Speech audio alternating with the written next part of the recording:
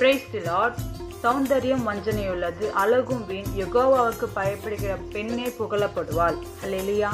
கர்த்தருக்கு பயப்படுற காரியம் நம்மளுக்கு எவ்வளோ நன்மையான காரியங்களை கொண்டு வரும் என்று உங்களுக்கு தெரியுமா? ஹல்லேலூயா. எனக்கு ஒரு பெண்ணை தெரியும், ஆண்டவரை ஏற்றுக்கொள்ளாத பெண். அநேக மேக்கப், ட்ரெஸ்ஸிங் சென்ஸ்லாம் ரொம்ப செக்ஸியாக இருக்கும். ஸோ டைட்டான ட்ரெஸ் அந்த மாதிரி போட்டுட்டு அநேகமான உலக காரியங்களில் ஈடுபட்ட ஒரு பெண்ணுன்னு சொல்லலாம்.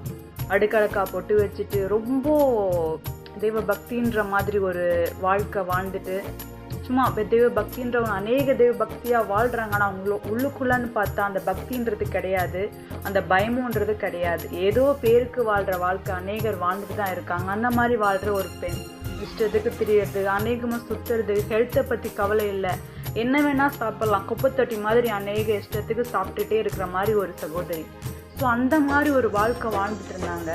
வருடங்கள் கடந்ததுக்கு அப்புறம் ஒன்று ஒன்றா நாங்கள் பிரச்சனையை உண்டாக்க வந்தது. அவங்க சாப்பிட்ட உணவின் நிமித்தம், அவங்க சுற்றின காரியங்கள் நிமித்தம் அவங்க சரீரத்தில் அநேக பலவீனமான நோய்கள் உண்டானது. ஹல்லேலூயா.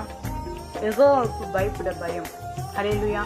கர்த்தருக்கு பயந்தெல்லாம் வராதாங்க அப்படின்னு கேட்டிங்கன்னா, நம்ம உண்மையாக கர்த்தருடைய வசனத்துக்கு செவிசாய்த்து கர்த்தருக்கு பயப்படுற பயம் அநேக அதிசயமான காரியங்கள் நம்ம நடத்தும், நம் வாழ்க்கையில் நடத்தும், அநேக ஹெல்த்து கொடுத்து நம்மளுக்கு சிந்தனையை தூண்டும். ஹல்லேலூயா.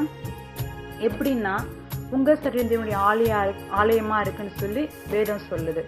நம்ம ஆலயத்தை கவனிச்சா நம்மளுடைய சரீரம் ஆசீர்வாதமாக இருக்கும். 1. 2, அழகாக உடுத்தணும், அடுக்கமாக இருக்கணும், பரிசுத்தமாக ஜீவிக்கணும், மாதிரி பல விஷயங்கள் பெண்களை கொடுத்து வேதம் சொல்லுது.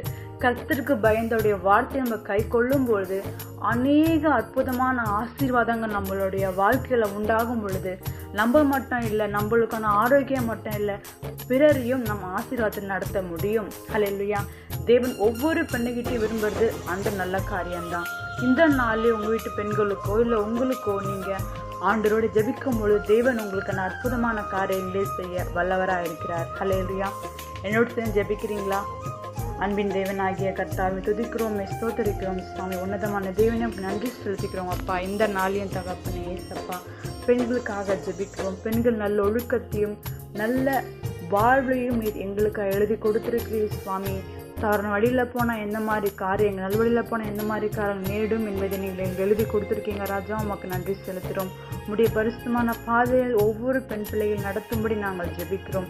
கர்த்தர் அவங்களுக்கு நல்ல ஞானத்தை கொடுங்க, சௌந்தரியத்தை மட்டும் வஞ்சனை கொள்ளாதபடிக்கு தகப்பனே கர்த்தருக்கு பயப்படும் பயம் என்பதை அவங்களுக்கு தெரியப்படுத்துங்க, கற்றுக் கொடுங்க சுவாமி.